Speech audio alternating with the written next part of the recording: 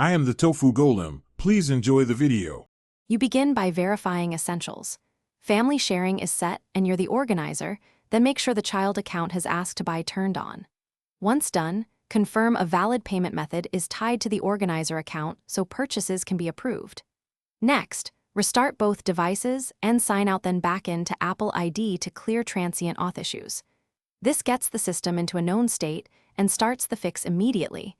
You won't waste time on deeper troubleshooting yet. Once devices are updated, make sure both Apple ID show accurate names and emails and that screen time restrictions for the child don't block purchases. Then toggle Ask to Buy off and on for the child account. This resets the approval handshake. After that, trigger a test purchase request with a low-cost item so you can observe the notification route. If it appears on your device, approve. If not, note where it fails.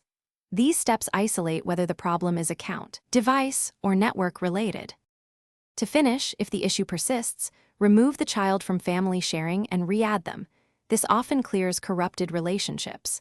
Then sign out of Apple ID on all devices and sign back in, followed by one last test purchase request to confirm approvals work. Make sure to validate the payment method again after re-adding.